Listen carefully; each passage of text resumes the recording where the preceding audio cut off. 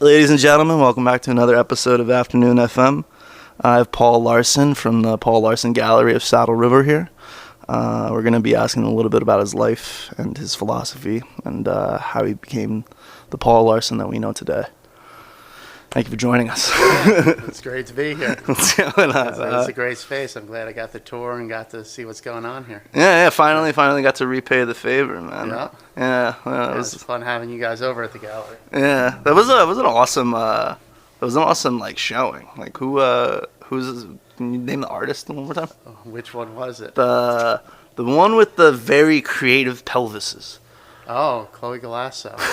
Yeah. Chloe Galasso's great. Chloe Galasso's Argentinian. Yeah. And she focuses on creating art around energy. So the creative pelvises were like representations of energy. Yeah. How'd you end up meeting her? I met her at a group of Argentinian artists out in the Hamptons. What? And she was doing a residency with an artist studio out there, and went out for the end of summer party. Yeah. And it was a bunch of artists. Chloe was one of them. Nice. I got to talking. I think we stayed in touch for like 3 years before we actually got together on a show. Nice. Yeah. Nice. All right. Well, yeah, pretty amazing. Let's start with the beginnings of Mr. Larsen. Let's see, like where are you from? I mean, like some of your early childhood. I grew up in West Milford, New Jersey, which is northern part of New Jersey.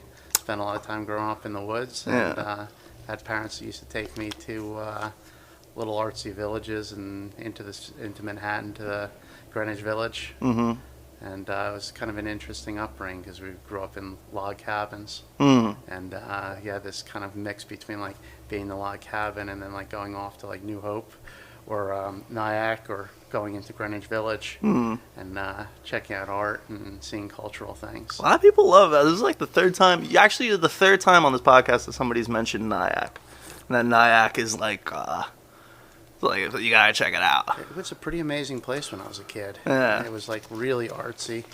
A lot of interesting people there. They had like a lot of like antique shops and art galleries, and there was a long period where it was kind of quiet.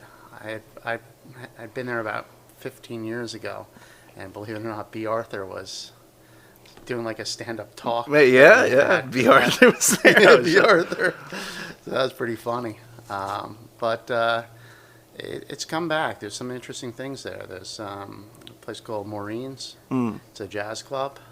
Really interesting backstory. It kind of was like the sister was a jazz musician, and the brother was kind of like into like following the Grateful Dead. And they opened up this place and named it after his sister, and his sister passed. But they get top jazz talent in there. It's a lot of fun. Yeah, I gotta definitely check it out. Yeah. It's good to go out and check out the creative spots in the area. Glad to see this creative spot in Paterson, New Jersey. Yeah, no, prototype and phenotype, man, where it's definitely it's a needle in a. I used to think it was a needle in a haystack, and now like it's just become this like hub of creative energy. There was one guy here who shout out to Blue Ox. What's it called? And Kieran from Blue Ox. He was explaining why there's so much creative energy, and to quote unquote, he was like, "It's the river.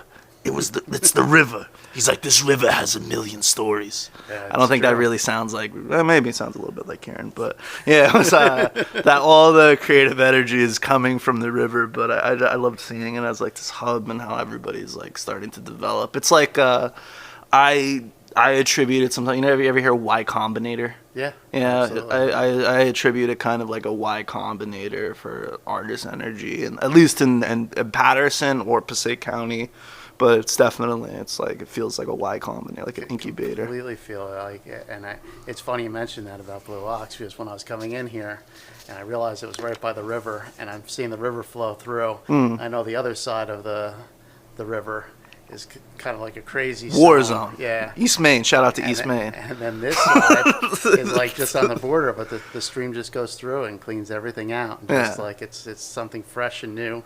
It's constantly moving past. And that was my thought when I drove up here. Yeah. So it's funny that Yeah, Yeah. yeah. It's very it's a weird it's crazy because it's kind of it still feels like a speakeasy, but it's not a speakeasy. Like it's like we want people to but there's not so many residential people. It's like this one bastion in somewhat of a desert. There's no real residential areas around here that everybody can sit there and complain. There's not like Yeah. it's just it's a place where everybody can find peace, and hopefully we can get the entire building, and then it's just Andy Warhol's factory. Yeah. I mean, that should be great. Absolutely. Yeah. Well, this is like a land of 1,000 bars here. Yeah. Yeah. Yeah. Literally, for anyone who hasn't seen this place, land of 1,000 bars. Just wait, the land of Your friends. the land of 1,000 bars. Shout out to John Fathom. He's If you're sitting here, the creativity that goes into these bars that he builds are really interesting. yeah. Yeah. Creates a real cool vibe in here, even if they're not functional bars. It's cool to see them. Yes, they're not functional. None of these bars Well, actually in here. function. Yeah, in here, yes, Yeah. there's none of them. We have never served a drink on any of these bars. They're simply for show. Simply for It's show. a bar showcase. Showroom. Yeah, bar showroom. I'm looking at a bar right now. What animal is that above the bar? That would be a grizzly. It's either a grizzly, but yeah, it's a bear. Grizzly It's definitely bear a with clouds. Yeah. And golden. The clouds in itself are actually from my buddy Reese. He did a music video here for his. He's actually a North Jersey legend. You would love him. He did a music video for Clown Walk here, and they brought a bunch of different props. So like Okay. we're as the Native Americans would use every piece of the buffalo. Yeah. We kind of use every piece of the buffalo. buffalo. Yeah. Reuse like a lot of stuff. Like everything that's brought into like the communal space ends up being like you're letting it go, and it's good though. To It's be a part of the creative experiment. yeah, like a sky burial for items. If I can see that. I like it. Little sky burial. But yeah, yes. But yeah. Speaking of spaces, what so you're a little kid going to Nyack and in Greenwich Village. So you started to get into art. Started getting into art. My parents had a few pieces of art around the house. So I always really enjoyed it, enjoyed talking about it. Yeah. And ended up getting involved in buying art very young. My first start, shout out to Ryan Stupinski, the first artist I bought art from in third grade. Yeah. I remember this. Did I remember tell you the this. story? Yeah, no, but it's all that I got. Yeah, so third grade, Ryan is doodling in class, and I'm just checking it out. And after a while, like I was entrepreneurial, so I'd like take my money that I made and I'd start buying art from him. And this went on until like 7th grade, and then he moved away. And he sends me a letter my sophomore year of college saying, "Hey, I'm applying for art school. Do you still have the drawings you bought from me?" So I sent it to him to put in his portfolio. So, but yeah. Wait, so you bought it and gave it back? I gave it back, but he shipped it back to me eventually. Okay, Yeah, all right. I got it back. All right. Yeah. I was gonna say, man. I'm like, come on, bro. That's the first rule of the art deal. You just gotta. No, I'm just kidding. Well, So you want it to get out there. You want it to go on tour. You want your art to be seen. You want your artist's art to be seen. Yeah. It's we only live a short time in this life, and the more exposure for the artist, the better. Yeah. For your collecting and for the artists themselves. Get a little bit of provenance in the. Yeah. Artists need to be fed. Yes, they do. So, They do. Anything we can do to share the art and tell artists stories and connect with them and connect them with the right people is always a great thing. So that's probably what I'm most passionate about when it comes to art is connecting artists with ways to grow, whether it's through materials or through people buying their art. Just kind of get them out there and get them connected with a place where they truly can have all the options available to them to kind of explore their creativity, develop their creativity, and get out there. So, but yeah, so that's how I started. It was very early buying art from Ryan Stupinski, and then Art dealing since the 3rd grade. 3rd grade. Yeah, That's awesome. Well, it's a fine line. I think I was art hoarding since the 3rd grade. I don't think I started selling art until my 20s. and that was much later. What was the first piece you sold? Like, and how did it I feel? think of the first piece that I sold. I don't recall what the first piece was. I just remember like looking around and realizing I have more art than I know what to do with, and they just weren't getting shown the way they should get shown. Like, just a hallway of just art stacked on top of art. Yeah. And, after a while you can only curate so much in your space. Then you have to let things go back out into the universe. So Yeah. just felt good to find a home. And, I think it was a friend that actually acquired it. And I think he still has it today. It was a photograph that I acquired that was a woman's kind of sitting in a public bathroom sink in lingerie. And it was like from the 50s. So it was like kind of still had that classiness to it. It wasn't like the full on pornography. It was just like just a weird juxtaposition. Yeah. And he hung it in his bathroom. And then last time I saw it, it was in his hallway, because in the bathroom there was too much humidity, and it was getting like the paper was getting fucked up. well, he didn't want it to get fucked up, so that's he moved good. it out. Yep. So yeah. What do you look for in a piece of art now? I usually look for something I can learn from the art. It could be the artist's brushstrokes. It could be the subject matter. It could be the journey that the artist is on, and just being a part of investing in their creativity. That's typically how I've looked at art. I've never really looked at it from a business perspective, so this is completely new. Formalizing a gallery and working on it from a business point of view, collecting the art and getting it out and showing different collections and establishing why the artists are important. So. How was that transition though? How was the transition from being like an independent, just like a dealer, or just like an independent selling when you have too much art, to actually selling as a formal business? Yeah. It's a good transition. I feel like it have a bigger impact for artists. Because when I was collecting, and there wasn't a lot of exposure, so it was a lot of extra work, and I was taking a lot of it on myself to invest in the artists. So going and actually opening up a gallery where I could kind of bring people into that world and have them be a part of it as well it's been really nice. Yeah. And the backstory of it, I think you were telling me, like going to like shows in New York for a long time, and I always gone to galleries. I had invested in an art gallery in New York called 3 Squared. Got involved with the team there.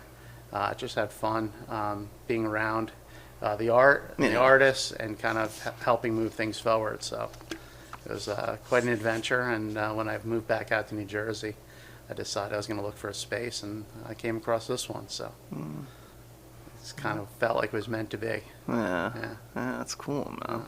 That's amazing. Yeah.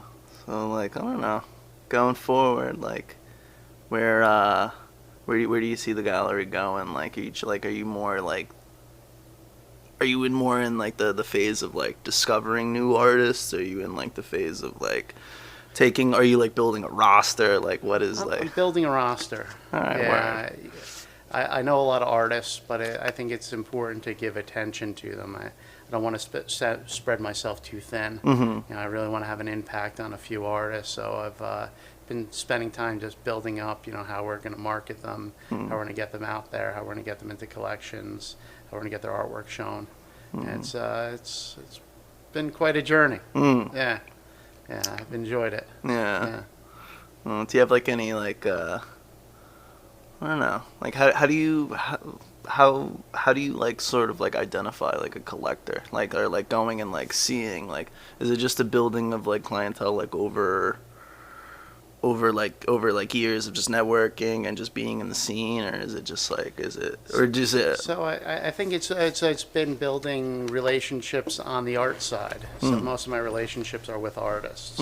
Not a lot of relationships with collectors and other people who buy art. So that's the whole new side for me to like really get into it. There's been one-offs over the years where I've dealt with them and sold a few pieces, but nothing like in high volume. So I'm learning a lot about the art world. I have the gallery, but it's a local gallery, so I'll only have so much of a market there.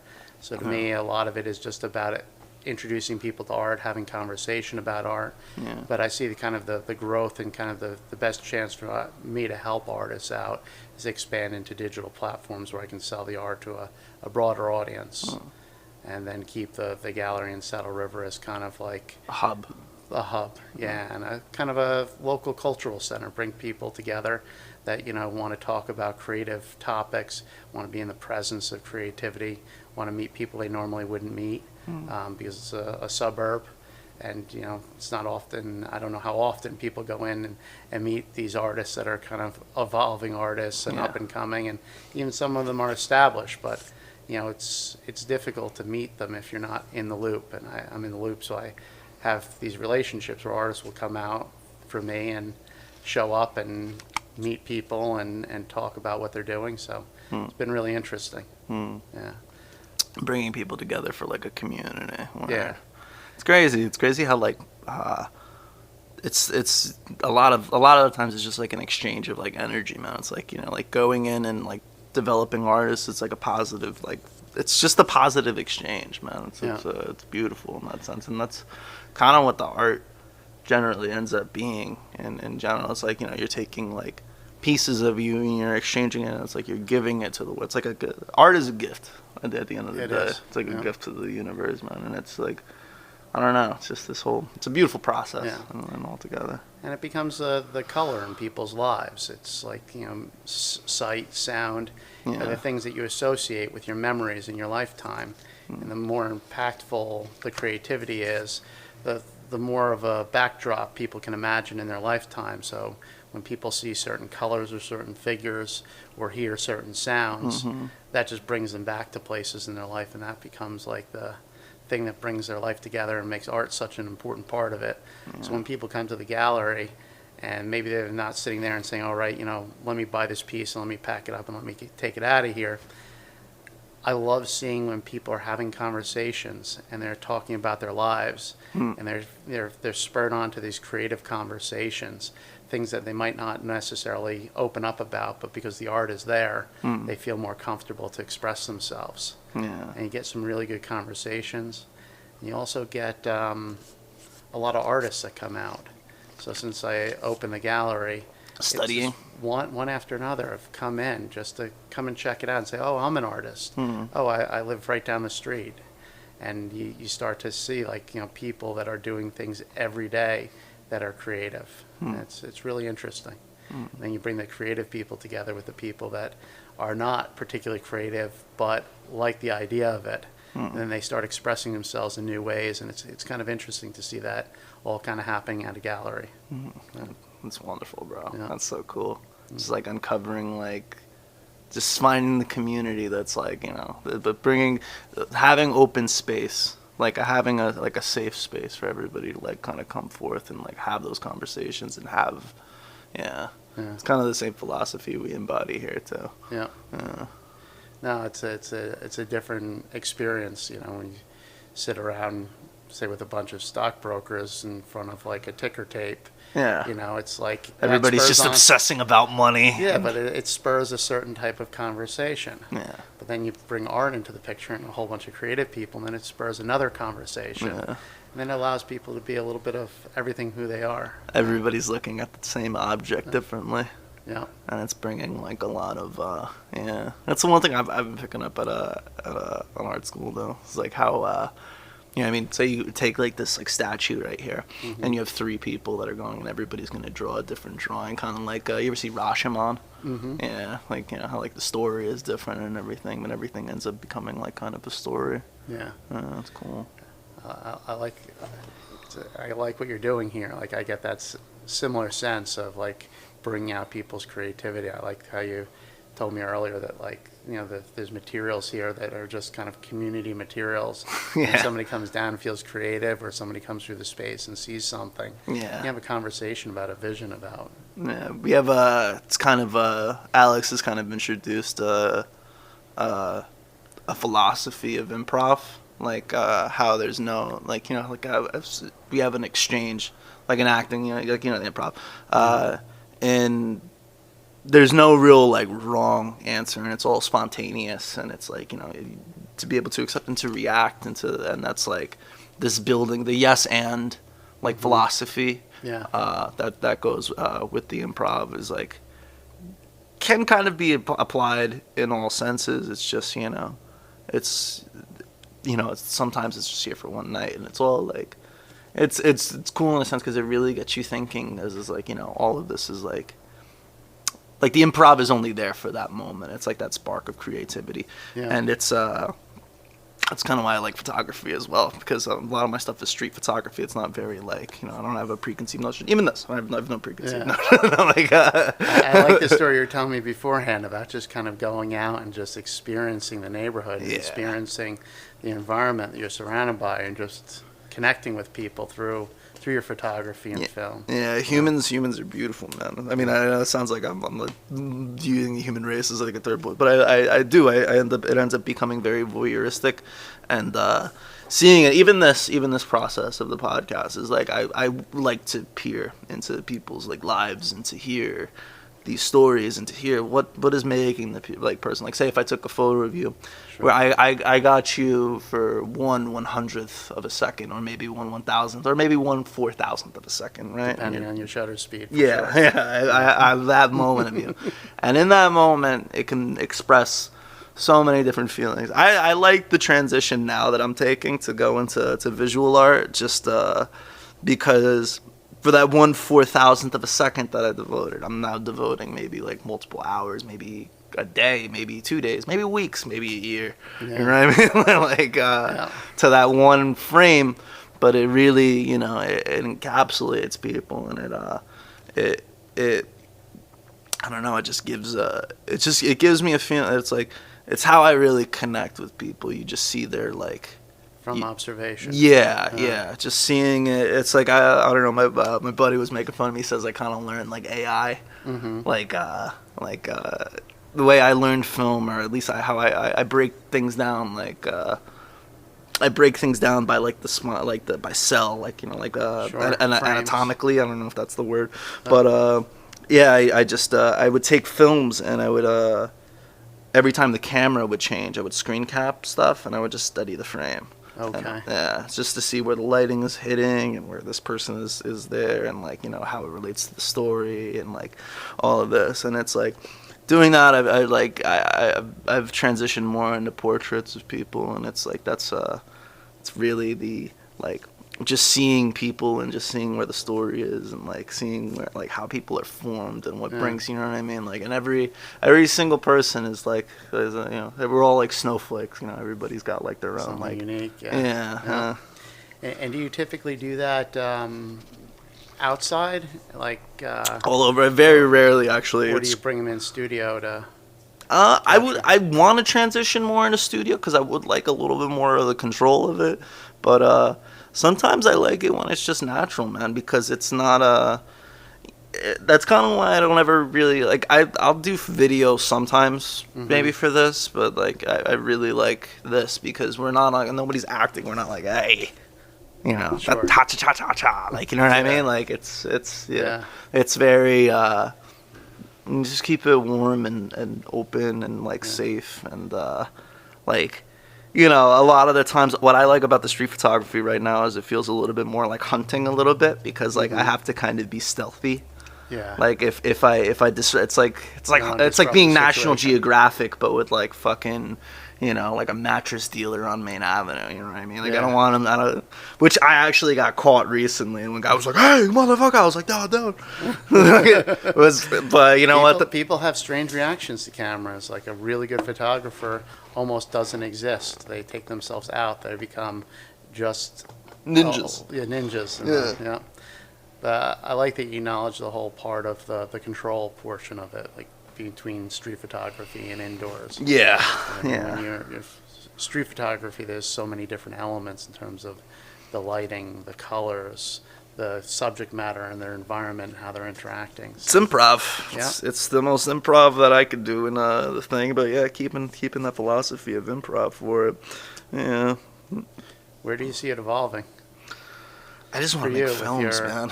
Make film? I just want to make like as a baseline, guys. I don't think we've brought it, but I met Paul through a project that I'm trying to do called the Pattersonian.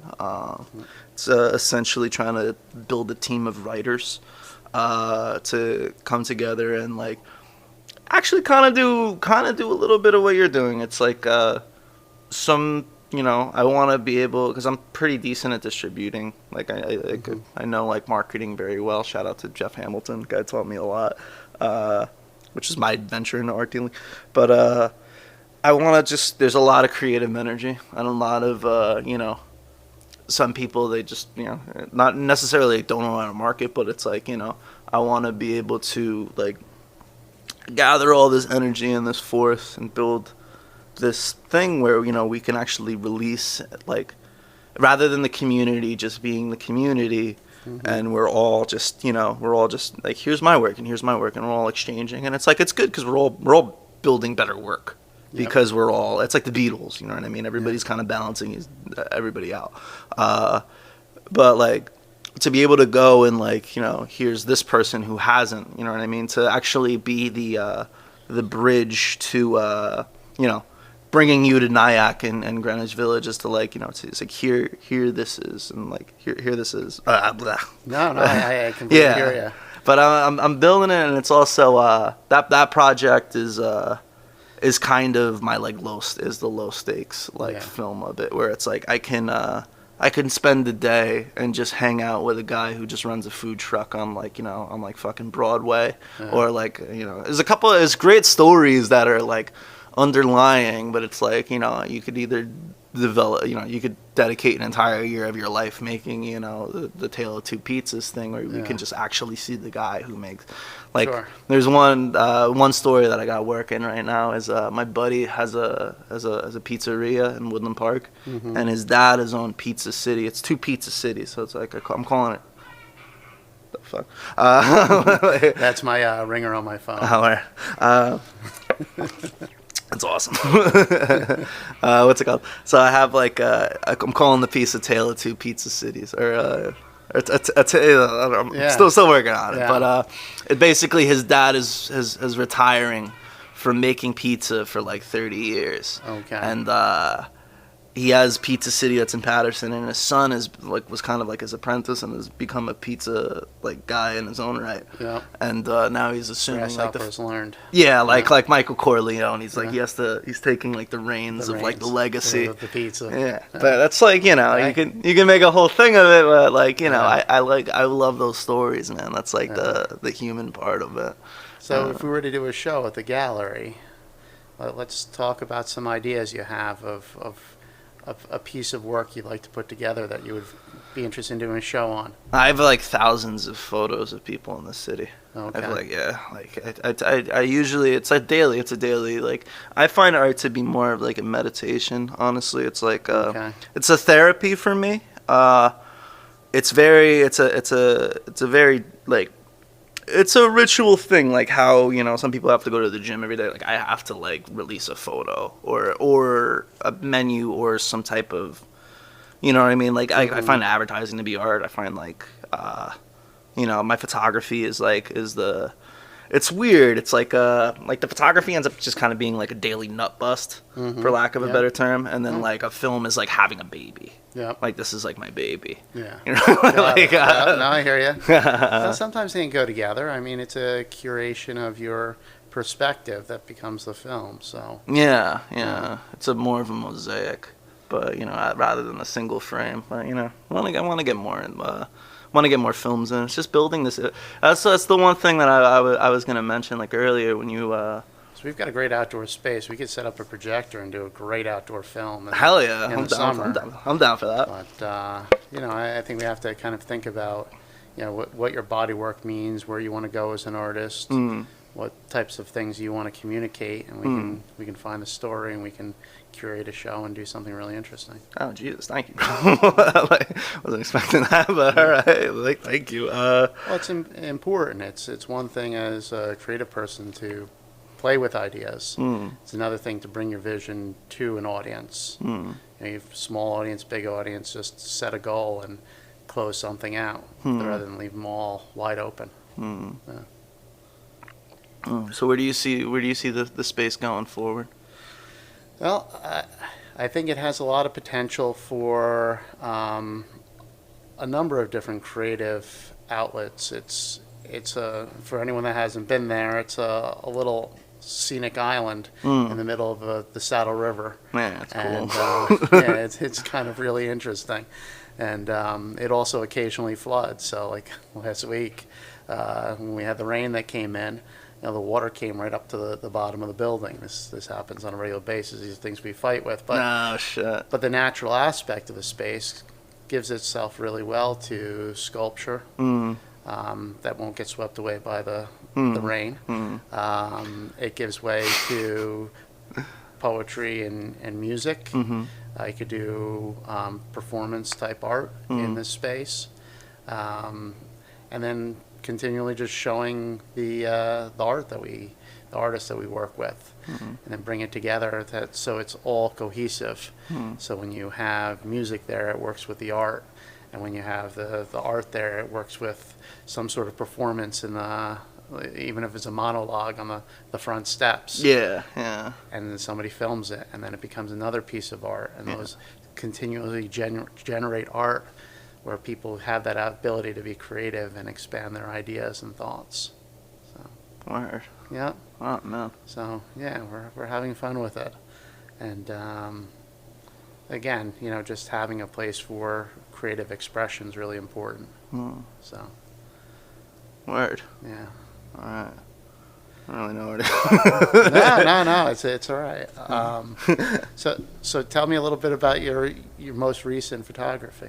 I mean, it's just a lot of it's weird. I'm like a little bit in like somewhat of a slump where it's I don't know. It's just been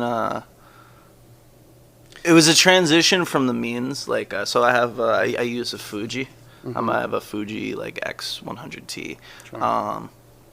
It's it goes into cycles where it's sometimes I'll be able to produce like maybe like 8 pieces I'm proud of a day. And I have my philosophy of it is if it's not made that day, it shouldn't be released. Like if the second I have the photo or I have like I have pieces that I can release and be like, these are new pieces and like, these are daily. Sure. Like it has to be like how donuts are made. Like I find the way donuts are, like every day, like they throw out the donuts at the end of the day. Sure. You can't sell donuts from a day ago. Not the next day, or they turn them into muffins.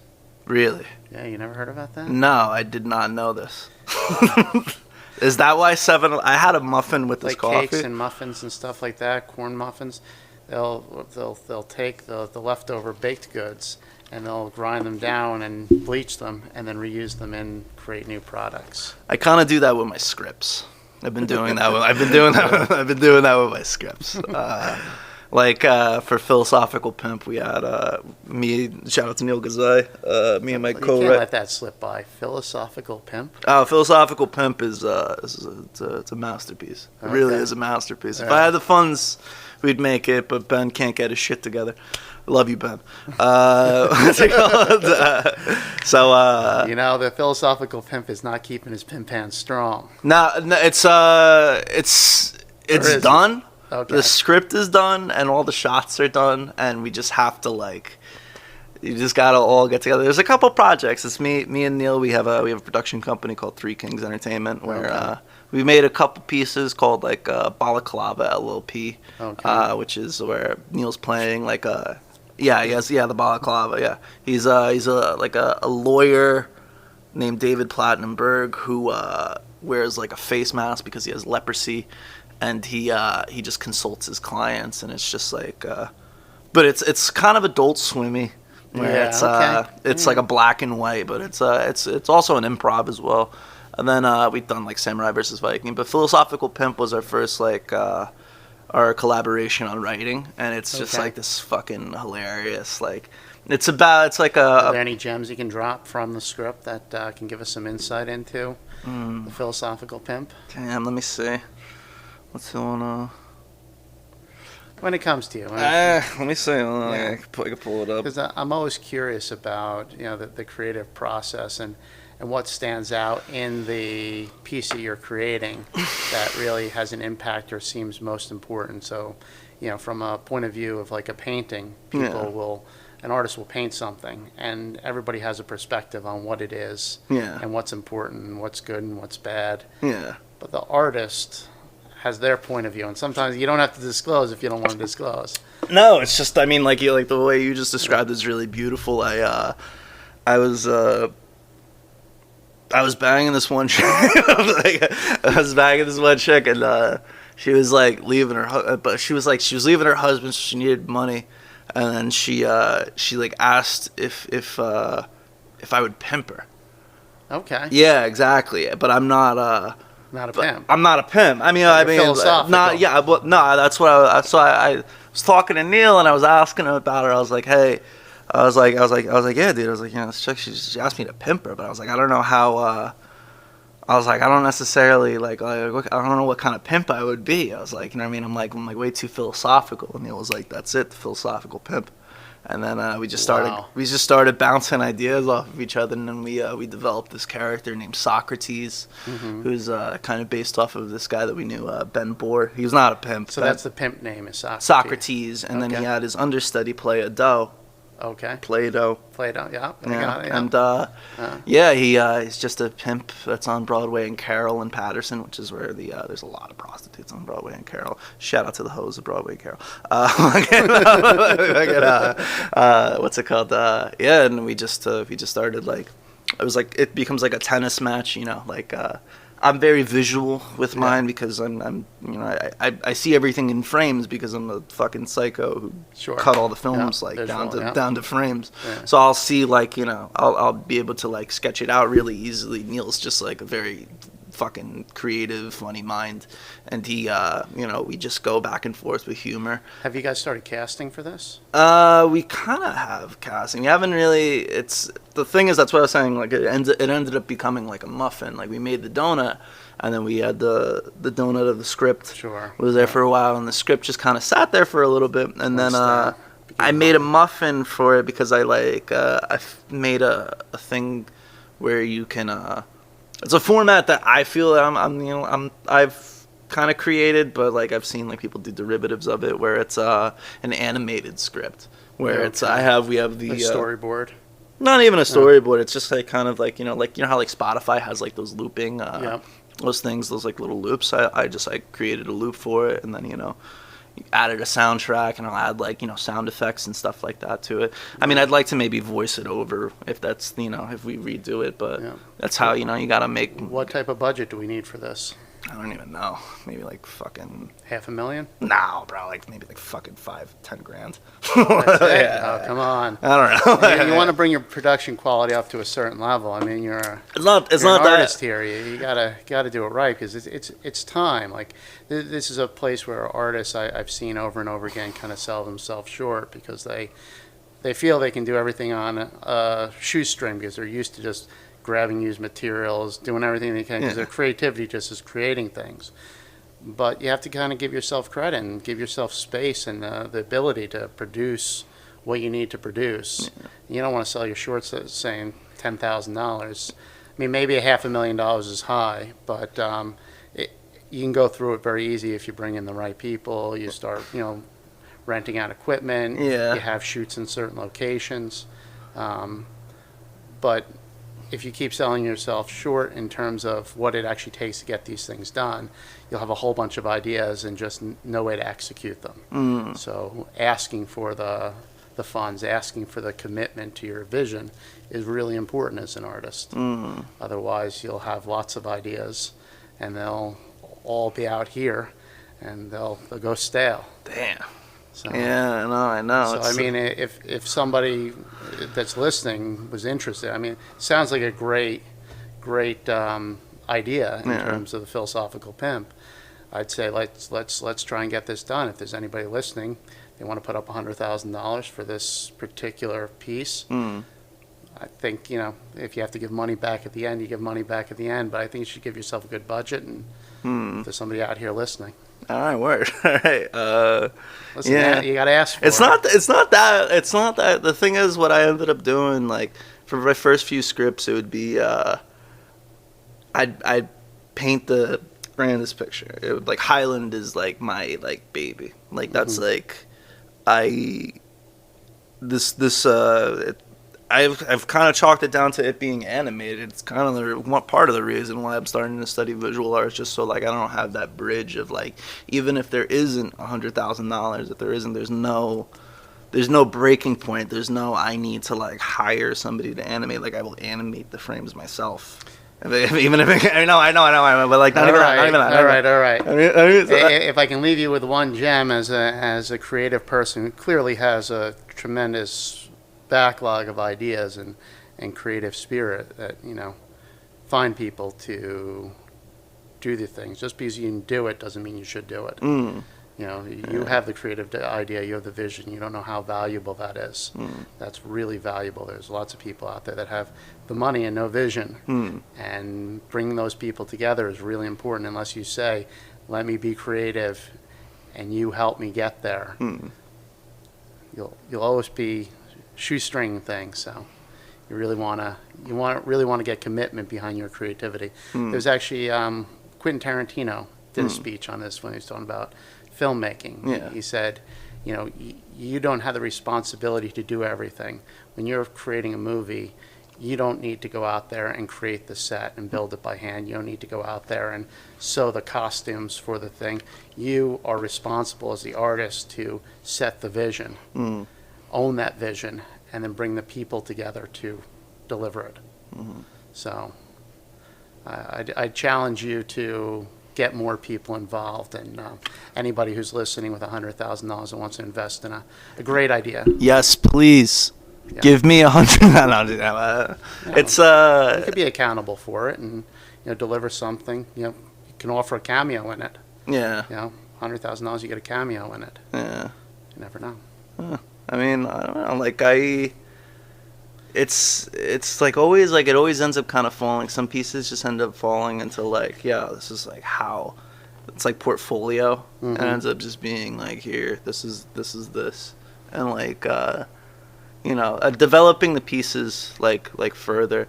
It's just for I end up being a little bit more it's not scatterbrained, but like it's like, all right, we've developed it to this point. I'm like, all right, I just got to keep like making things. Like that's like, sure. I'm like always on like produce. There's like the grandiose thing, but there really is. There's a good an African like saying where it's faster alone, farther together.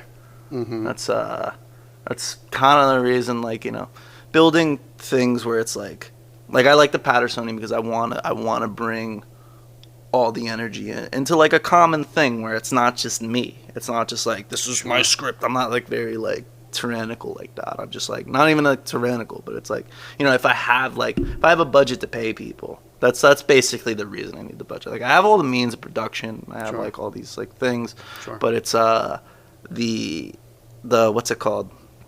The just paying people, and I don't want to shortchange anybody, but developing a team and developing like a good crew, like a good strong crew, without like Amazon money, and like still having the I'm a big Cassavetes fan, because Cassavetes, when he was making his films, he had an improv studio where there would just be actors coming from Greenwich Village, and they would all sit and they would work out their scenes and stuff, and when he started getting into films, and Cassavetes was an actor,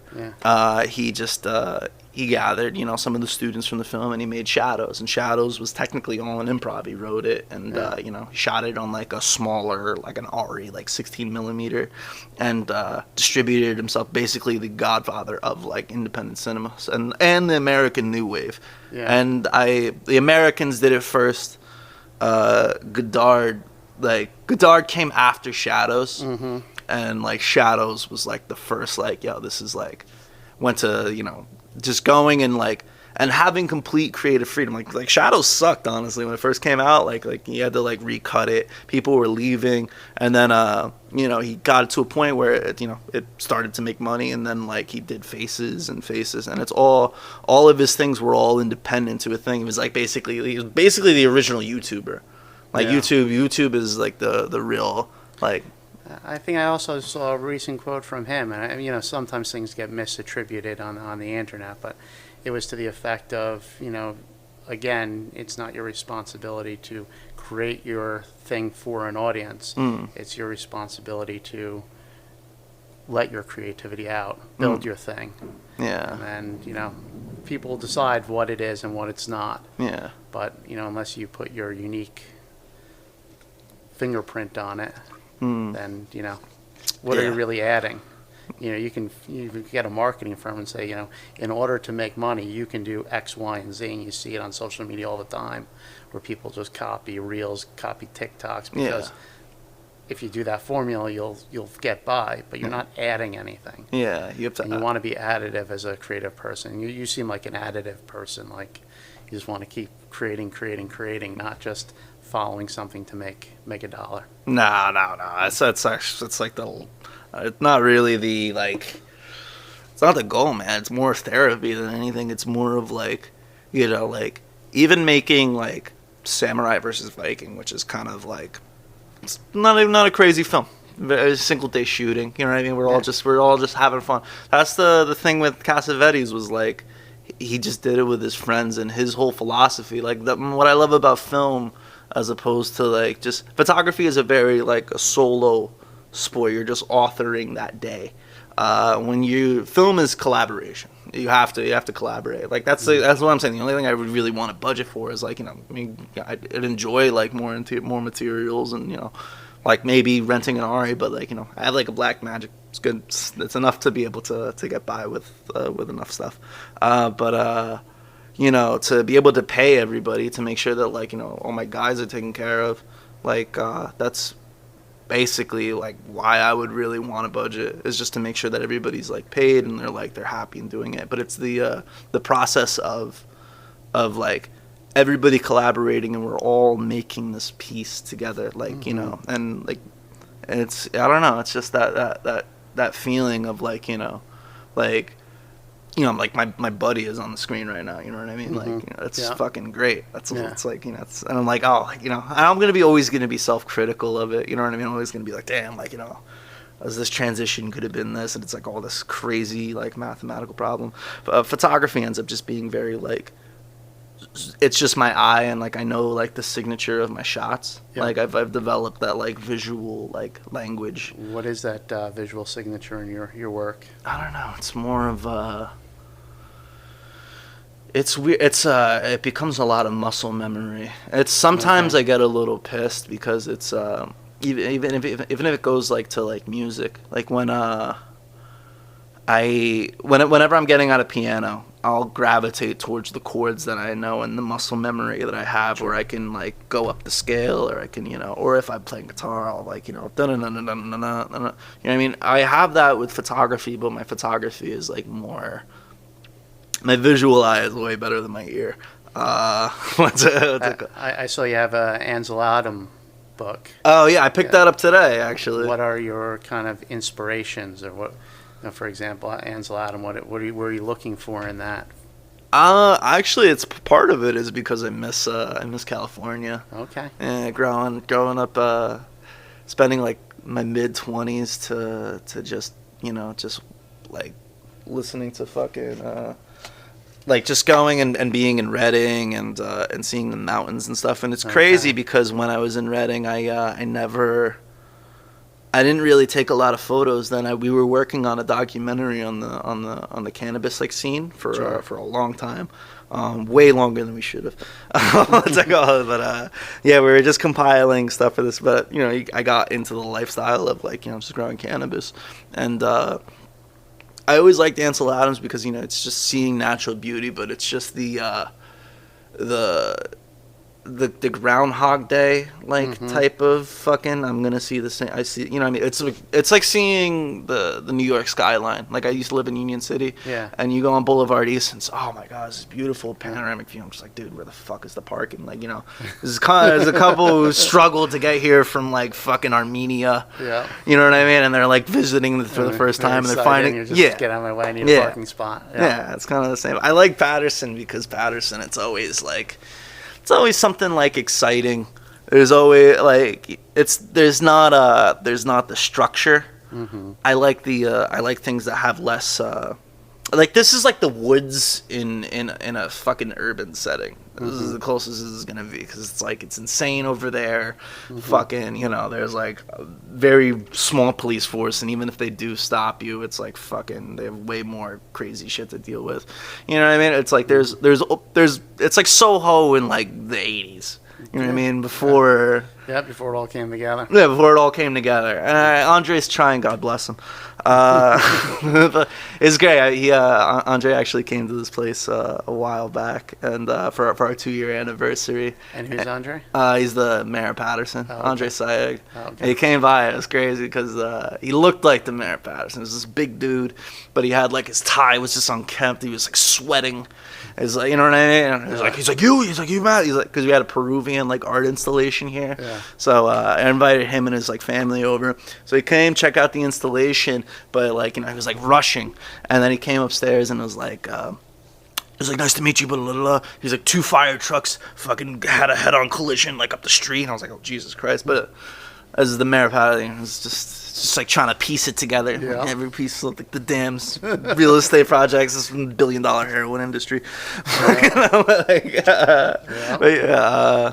I don't know, man. It's just I forgot my train of thought after that. No, it's all right. We were talking about photography and kind of the things you look for. Yeah, and the Groundhog's Day and how you like kind of like the constant influence of different things going on in Patterson that excite you and keep you creatively and stimulated. It's the energy, man. It's like you could take you could find the subjects you find, because it's all there, and you're like being a photographer is you're reacting to, and being an artist in general, you're just reacting to what is placed in front of you. And sometimes like I'll walk by and I'll see a grain on someone's hand, and I'll literally fucking follow the motherfucker for like 4 blocks just with my camera, just trying to see where they're gonna you know what I mean, like, and trying to get that one frame of that. And I was like, this is good. And it's like, and like, you know, there's the feeling of there's like that gratification where you're like, yes, like, you know what I mean, like there's the one guy who got the lightning strike on the beach. That's like, he's like, yes, screaming on the beach. I have that, but it's like a homeless guy sleeping, like very like, I don't know, just the way like positioning as a natural positioning, just seeing where things lay, like fighting the cold, fighting the elements. Yeah. Protective. But just sometimes it's just people sleep like every other human being. Yeah, but daily rhythms are very beautiful to me. Even with art in general, like, you know, it's not there's like, you know, you can get very abstract in your gestures and you could do whatever, but like the seeing people just living their daily lives and being like humans, man, like being like unfiltered, and you see like how like life has, like, you'll see somebody like taking a selfie, like, you know, I like sometimes seeing like people like display their vanity. Sometimes, you know, it's just it brings you a little bit into this person. You don't know the person, but you can like feel it, you know what I mean? And a lot of them, and it doesn't have to be overly expressive, or it's beautiful, man. It's a good diary, it's a good practice. It's just, you know, I'm always like, oh, fucking film, bro. I want to film so bad, like a good film. Like I don't want to think like here's like my half-assed horror film. Well, good films come with budget. So again, if anyone's listening, $100,000. You know, we're looking for some investors here. We'll work out the details on that, but please let's produce it. You know? All right, word. Let's do it. All right, fuck yeah. It could be Patterson's own, you know. Yeah. I mean, I'm trying, man. I'm trying. Philosophical Pimp can only be made in Patterson. The Philosophical Pimp is and will always be in Patterson. A lot of them, man. A lot of them. I just really like telling the stories and hearing the stories and listening to them. I see like the Philosophical Pimp at the top of this building, like overlooking the river, as your friend said, the river coming through here, Yes. and how that's the energy, just overlooking the river, and it's, his girl comes up and goes, "Yeah, babe, we're gonna do this. I'm gonna pimp you out." That's actually one of the shots. Yeah. I think, like, yeah. It kind of is. I think on that, I think we might close with a thing on the Philosophical Pimp. I'm sorry, man. I didn't really want to make it. No. It's all right. We don't have to close there if you don't want it. No, that's all good. Let's see what we got here. Yeah. But I'll start with I'll close with the. I think the conversation is really just going back to, let's do something. Let's produce something. Let's plan on an installation, a show, do something collaborative over at our space. We could even do something collaborative at your space if you want. And focus on delivering something. Could be interesting. Word. Yeah. All right, word. With that, I guess I'll close with last piece of Philosophical Pimp. Paul likes Philosophical Pimp. You seem very excited about it, so. We do. Yeah. It is. It's definitely like that, and a couple other pieces that are like ready to go. But it's just it's building. It's all this is like it's for the community, man. It's for everybody to grow. Like I said, it's like a Y Combinator, and like if like trying to make like an Airbnb, if or for the equivalent of it, not necessarily Airbnb, maybe, I don't know, but yeah. No, it's evolving here. This is a really interesting space, so I look forward to seeing what it looks like in a year from now with your vision. And you've taken over another floor. This was started on one floor, a seed, an idea. Yeah. And now it's grown to a second floor with more ideas and more people, man. It's crazy. There's like more contributors, and they're more like they're all developing in their own sense too. You know what I mean? They're like finding their voices. It's so cool. It's so fucking cool. Yeah. It's so cool. It's like very, very, very fortunate. But yeah, Paul Larsen, ladies and gentlemen, the Paul Larsen Gallery in Saddle River. Thank you for listening. Have a great day. Let's see.